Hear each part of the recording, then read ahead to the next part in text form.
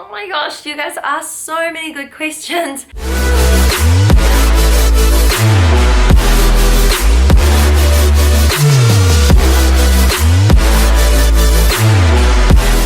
What is up everyone? So today I thought I would start off my YouTube channel of weekly postings with a Q&A. So I actually posted on my Instagram a few days ago asking you guys to ask me questions. So I haven't pre-read any of them. I haven't planned my answers to these. I'll try and keep it short, sweet, and simple. Just seen your transformation pic. How did you get started on your journey? So this is a very common question and I do need to do a full transformation video again, but I pretty much just started going to the gym as a cardio bunny. All I would do was ride a bike every day after school or go on the treadmill and just walk / kind of run. Never really enjoyed that, so I usually stick to the bike. And it was just one day that I thought, oh, you know, I might try playing on the weights. So I started using the weight machines in the gym, never touched the free weights. I would do random sets and reps. I had no idea what I was doing, and honestly it is not the way to get started in the gym. If I could recommend one thing to any of you listening to this now, if you want to start your fitness journey, I really recommend getting a coach and just having some guidance as to what you're doing, because I wasted the first few years mucking about. So I did cardio, got into the weights, and with the weights I didn't really know what I was doing. I downloaded a free app, started following that, and that's just how I started. It was when I went to university that I made some friends in the gym. They started training me and I would pretty much just train with all the guys, and all I ever knew how to do with them was lifting heavy. So it wasn't until maybe about 3 or 4 years into my fitness journey that I started training with girls, started kind of learning how to shape my body, and then went on to compete last year and this year in the WBFF. The way I started my journey wasn't like a lot of people do now, because there wasn't much information out there and I didn't have anyone to guide me at all. And to be honest, there weren't many girls in the gym about 5 to 6 years ago. So it's absolutely awesome to see it booming now and to see so much information online to help you guys. How long do you spend at the gym each day? So this really depends on my goals.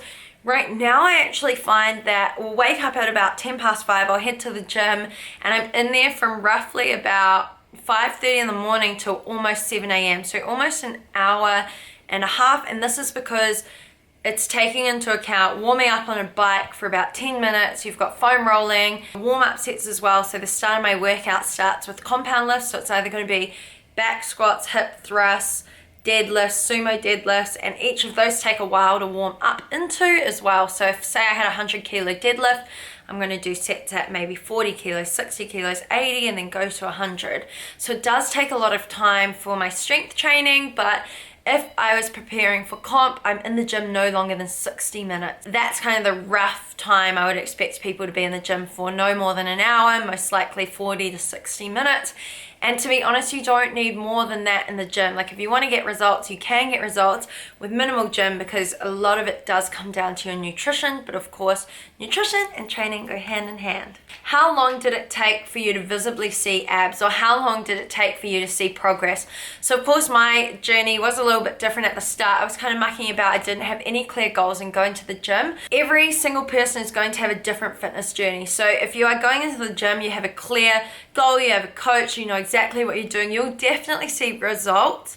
And it kind of depends on how you're going to track your results. So since I never had any kind of fat loss goals or muscle gain goals when I started, I wasn't really working towards anything. But when I did set my mind on achieving some goals, you know, I saw results like pretty quickly, I guess. I mean, you can shred down pretty quickly if you wanted to do it in a healthy way, but for fat loss, I would not recommend more than 0.5 kilo of fat loss a week.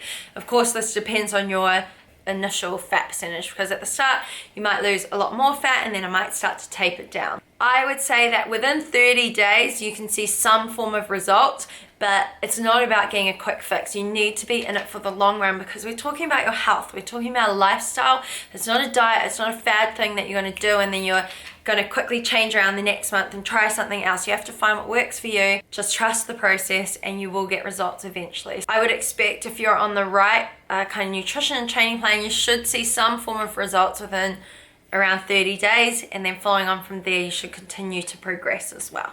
What advice would you give someone who is just starting to lift weights? Get a coach who knows what they're doing. So when you are going to find a coach or an online trainer, a few key things I would look into: the results that they've gotten for themselves and the kind of principles that they follow. Like, are they kind of a quick fix type 30-day transformation coach, or are they someone that believes in a lifestyle sustainable approach? And also, it comes down to the kind of support you need as well. So some coaches will just give you a plan and that's it. You'll never hear from them again, whereas other coaches provide you with that one-on-one support. You can email them, you can reach out to them whenever you want, and you know they're actually there for you. Almost like a friend, but of course you're paying them.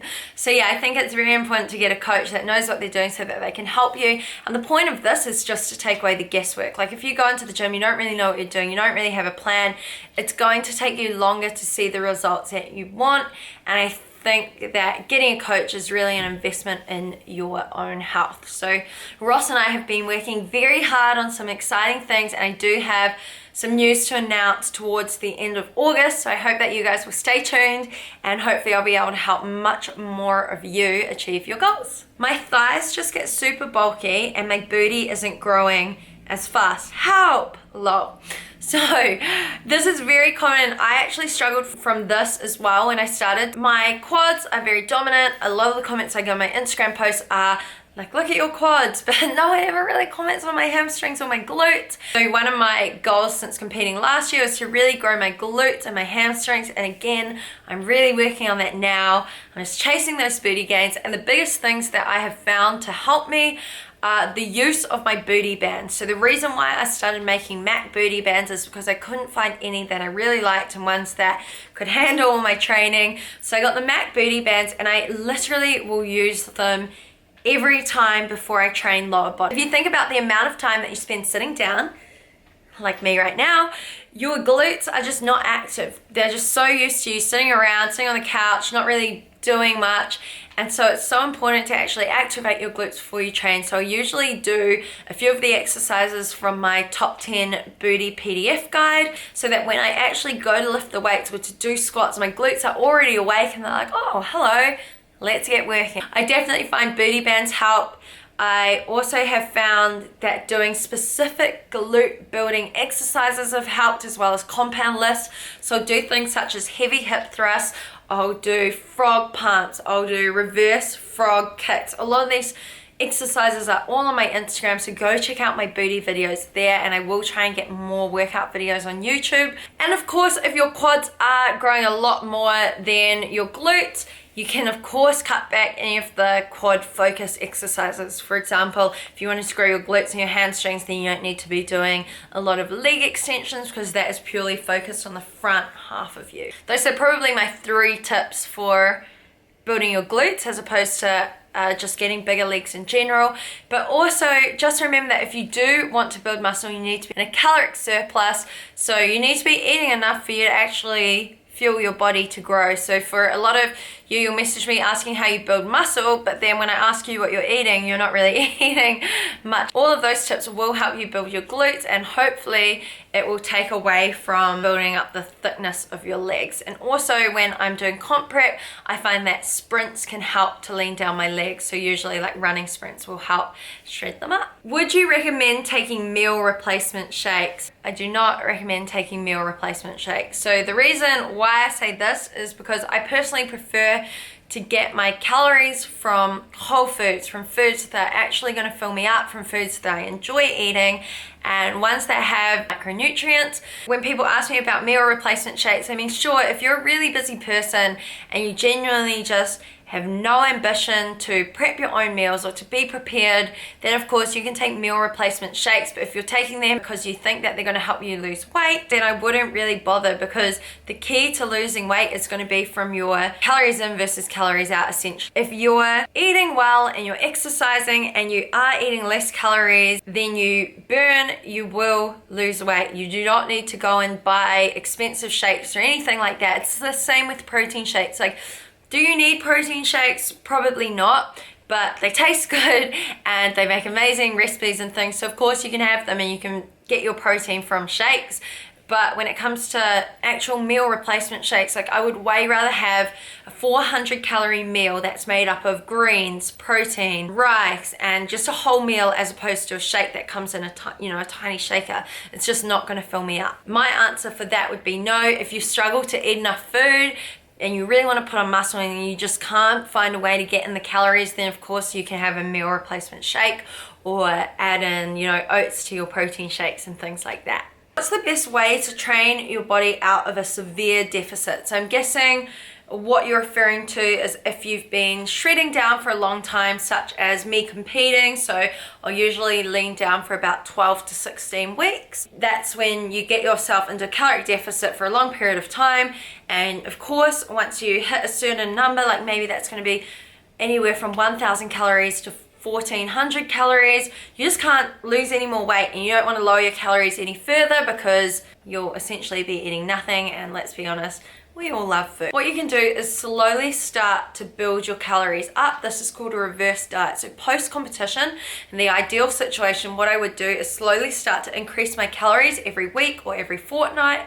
And that kind of just gets my body back into the habit of eating more as well. So I'm going to keep it very simple for you. It's just called a reverse diet. I highly recommend getting a coach to help structure this for you. If you've been eating, 1,000 calories a day for a long period of time, then it is important to get some help in increasing your calories so that you're actually eating an amount of calories that allows you to focus throughout the day, that gives you energies, that allows you to actually enjoy your life and be able to eat out with friends and things. For me, I'm lucky that the lowest I really go for comp prep is around 1,300 to 1,400, and it's only the last few weeks before comp. For me, I should have gradually increased my calories, but it's very hard post-comp mentally to do that. So I've kind of been eating like a lot more food since comp, but I've now got my calories up to around 2,300. I can eat out. I don't have to stress about so much. Whereas if you're on 1,200 calories, you can't really fit many extra things in. It's really your bare minimum of protein, fats, and carbs. How many comps have you done and how many WBFF shows have you done? I have only done 2 comps, and that was this year and last year, and both of them were the WBFF Bikini Diva. Last year I was in the tall category because there was only short and tall, and this year I was in medium because they split it into short, medium, tall, which was much better. Just gave us like a smaller class. So last year I had 60 in my class, and this year I had around 30. So it's just a lot nicer. Do you ever give yourself time to chill out and relax, such as sleeping in past 7 a.m.?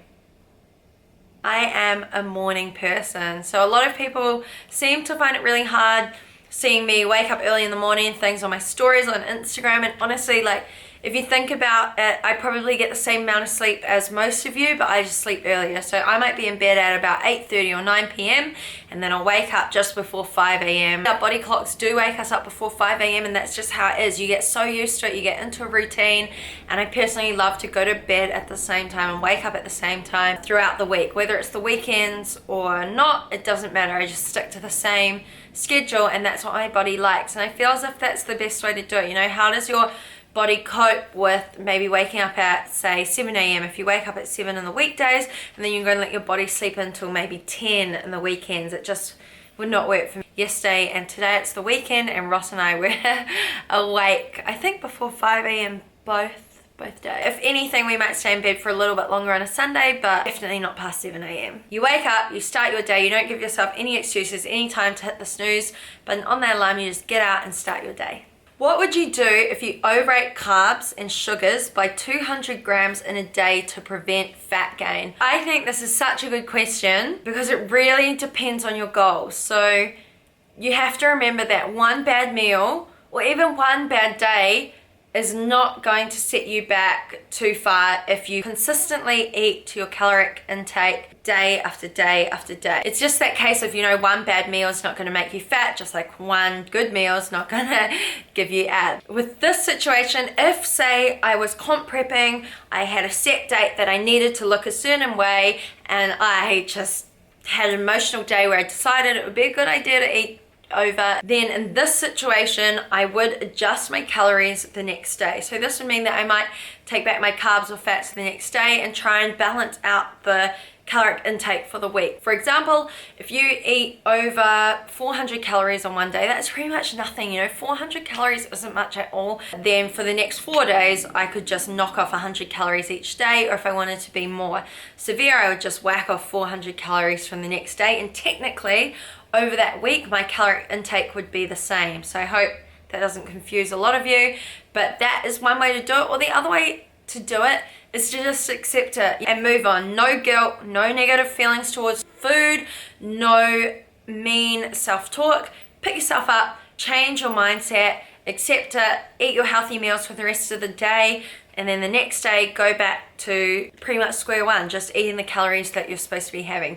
I think the main thing about overeating is then not to stress about it and put your body through any negative relationships with the food, really. I hope that makes sense. But the worst thing you could do is go over and then try and severely cut your calories back the next day, which then leads to you binging the following day, and then cutting back and then binging, overtraining, trying to fit in more cardio, and just stressing yourself out, because that's going to increase all your hormones to store all your fat, and it's just a negative cycle. The number one tip I would say if you do overeat in a day is move on. It's not the end of the world. How to start to cut carbs and eat clean. So I would honestly start by clearing out the fridge, clearing out the freezer, and clearing out the pantry. I'm like looking at my pantry as I say this, but anyway, I mean, if you don't have processed foods and let's say non-clean foods in the cupboards, you're not going to be able to eat it. Or if you are going to, you have to actually physically leave the house and go and buy it. I don't really want to call any foods clean or dirty or naughty or treat foods, because at the end of the day, food is food, and it's your choice as to what foods you're going to use to fuel your body. So how do you feel when you eat, say, a chocolate bar compared to eating a banana? Doesn't matter, if you eat a chocolate bar and then a couple of bananas, say they were the same amount of calories, it kind of just depends on which one's going to make you feel better, which one's going to give you the energy. Because I know that if I often eat processed carbs, lots of sugars and things, I don't really feel better about myself, and I don't feel energized. Usually I end up having like a little carb crash and want to just lie on the couch. So I personally prefer, say, fruits for my sugars as opposed to the processed food. Eliminate those foods from your household. It means you're not going to be able to have them. Try and stick to whole foods. It's very simple. You've got so many delicious fruits, vegetables, proteins. If you're vegan, you can go for the vegan options, such as edamame bean pasta is one of my favorites for a plant-based protein. So there's many different things you can do. I think just don't overcomplicate it. Just get rid of all the processed things and just eat as less processed as you can. And if you don't want to count calories, then go by the fist rules. So you might have a fist portion of protein, you might have a double fist portion of salads, and then you might have like half a fist of carbs. That might be rice, it might be sweet potato. Just keep it very simple. It doesn't have to be overly complicated. Did you always deal with comparison so well? You only compare you to you, but was it always that way? I think this is such an important question, because I definitely did not, and I am human. I definitely struggle most days with comparing myself to other people, but at the end of the day, I know that the only thing that will really make me happy is accepting myself and appreciating what I have, who I am, the body that I can take to the gym and train every single day. Nothing else matters. Like, you will not be truly happy if you're always comparing yourself to other people, because at the end of the day, there's always going to be people with more money than you, a better job than you, nicer cars than you, a bigger house than you, bigger boobs than you, fitter body than you. They're going to be stronger than you. And to be honest, the list goes on. Like, there are so many people in the world, and chances are there are going to be certain people that are just better at you in these certain things, but it doesn't matter as long as you're constantly progressing. So of course, it is easy to fall into the trap of comparing yourself to other people, especially with social media, especially with competing in things. But I just know that when I compare myself to other people, it never leads to my happiness. And if you think about what brings you true happiness, it's progress, it's looking after your body, it's saying nice things to yourself. No one wants to talk negatively to themselves every day. It just doesn't make you feel good. So I think it's really important to focus on what you're doing, and of course you can get inspiration, motivation from other people, and I want you guys to be inspired and motivated by what I do, but I never ever want you to be like me or to try and be like me or anyone else. With me always saying you versus you, this means that when I step on stage, it doesn't matter what anyone else looks like, as long as I look better than I did the time before, that's a win for me. I completely looked different this year on stage than I did last year, and I came second, which was just a bonus, but even if I didn't get a placing, it wouldn't have mattered because I looked just so much better than last year and I gave it everything I could. I guess it's just super important for you to realize that as long as you're chasing your dreams and you're working as hard as you can and you're giving it your all in whatever you're doing in life, that's a win, and that's all that matters. Of course, I wasn't always the way I am now. I'm constantly learning. I'm also on the self-love journey with all of you. You just have to be kind to yourself. Hope this helps. Hope it wasn't a little bit too airy-fairy, but that's just how I feel, and you can tell I'm very passionate about that. And I don't want you guys beating yourselves up every single day, because life's not made to be lived like that. You have to be happy with the body you're in and appreciate everything that you have. If only training in the evening, should I avoid oats with protein powder for breakfast? A lot of the questions I do get are to do with the timings of meals. And honestly, on a grand scale of things, it doesn't really matter in my opinion. This is of course just my opinion. If you think about it, it does come down to your calories in versus your calories out.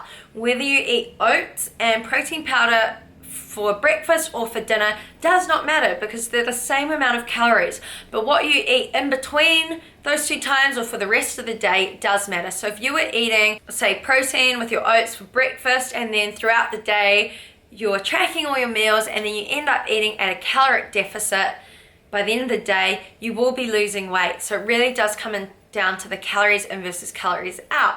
But if you want to look at it at a more logical situation, if you're not training till nighttime, you don't really need, most of us don't really need most of our carbs straight away in the morning. So if you're training in the afternoon, you want some carbs before you work out, you want some carbs after your workout. So you can definitely time your carbs around your workout. So the oats with protein powder would be perfect after your workout or before your workout, because you've got some carbs, you've got some protein there.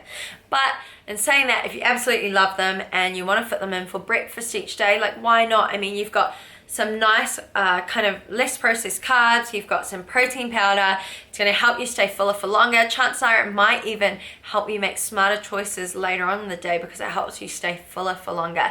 So really the timing of meals, to me personally, I don't think it matters, but I do try and eat my carbs after, mostly like for the first few meals after my workout, and then I'll taper them off, keeping in mind that I do train in the morning first thing on an empty stomach. That's just what works for me. If I was training later in the day, then I would probably have just proteins and fats for breakfast and lunch, and then later in the day I'd have some carbs pre and post workout. So it's really about finding what works for you. Some people can't train on an empty stomach, whereas other people like me love training on an empty stomach. So yeah. A lot of questions asking me about macros and how I track them and things. I do often say on my story on Instagram, I use the app MyFitnessPal. It's totally free, so I use that to track my proteins, fats, carbs, and fiber. Following on from that, someone's asked, you said that you weigh your food raw and cooked. Why? And which do I use to track on MyFitnessPal? So there's a lot of different views on what you should or shouldn't use. It's about finding what works best for you, of course. I personally track everything on the raw weights, and the reason for this is because I believe it's most accurate. You have 100 grams of chicken breast raw, you know the nutrition of that, but if you cook it, say you pan fry it, the weight when you pan fry it compared to when you oven bake it, compared to when you steam it, all three versions of cooking it will have different weights at the end product, whereas all three of them were still 100 grams of raw chicken breast, and that's the nutrition you have. I just don't feel like weighing the cooked weight is as accurate as using raw weight, and that's just what I find. So it kind of depends on your consistency. Like if you've always done everything with cooked weights and you get the results, then it doesn't matter, right? But for me personally, I've always used raw weights, so that's what I'm going to stick to. I know that if I say cook 50 grams of raw rice, when I cook it, it's going to come, like depending on how much water I use, it could come to 80 to 120 grams of cooked rice. So at the end of the day, it was still only 50 grams raw, which is the same nutrition. I hope that makes sense. I have a few questions on keto diet. Keto diet, for those of you that don't know, is high fat, low carb, and I have done it in the past and I have no feelings for it. I personally don't believe that it's sustainable because I love carbs, and I'm sure a lot of you love carbs. And if you go out to restaurants, if you go out to work events and things like that, carbs are going to be involved in meals. It just, to me, seems very unrealistic to never eat carbs again in my life. I personally don't do keto diet, but people do get really great results from it, especially for fat loss. Just following the high fat, low carbs, being in a caloric deficit will get you results. But then again, being in a caloric deficit full stop will get you results. So you can have a balance of protein, fats, and carbs and enjoy your life and still get results. I'm 75 kilos. I've done so many types of diet and workouts, but it never works for me. So what should I do now?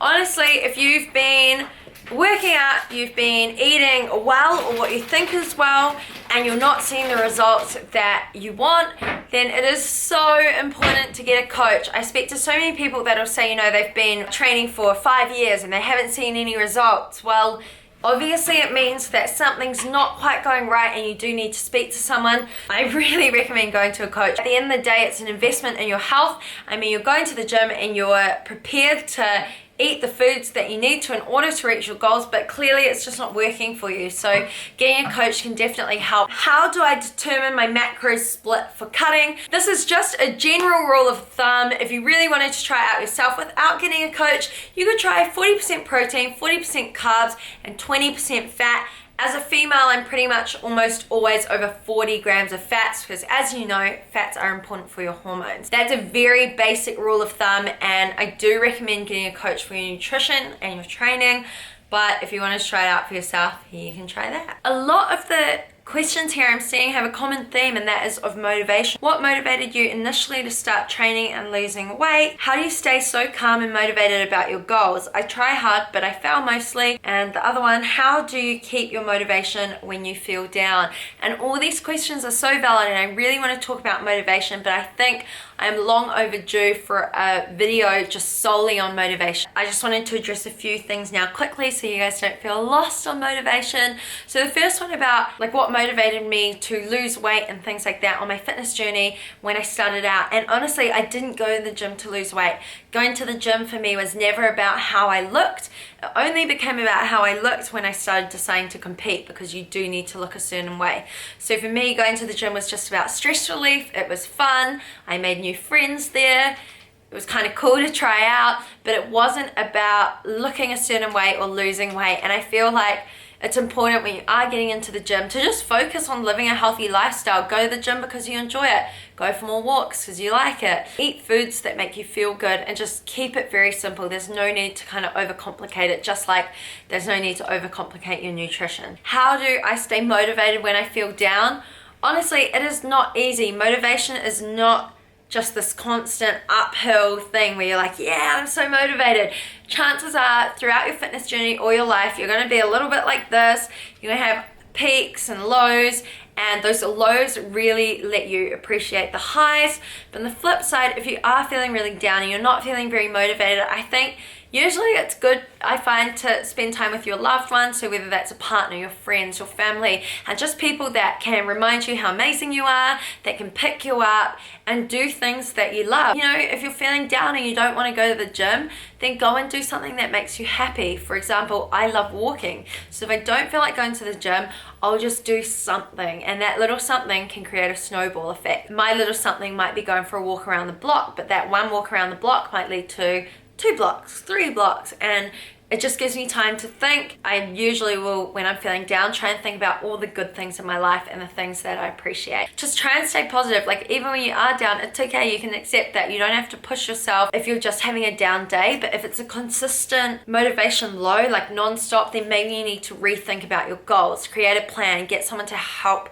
hold you accountable to those goals, whether it's a coach, whether it's a boyfriend, a girlfriend, brother, a sister, you know. There's lots of different things you can do to get you out of that low slump, but just know that everyone has a lows in their motivational days. Like, I'm a pretty happy and positive person, but there's definitely days when I just don't want to go to the gym, and I'll either make myself push through that, or I'll just accept it and go do something else that I feel like doing. So yeah, I hope that helps. A lot of you have been asking if I will be doing online coaching or if I can coach you or train you, can I give you my leg workouts? And I'm so excited because at the end of August, I will be announcing something very soon. It is coming and I can't wait to help more of you reach your goals. So yeah, stay tuned. You guys heard it first.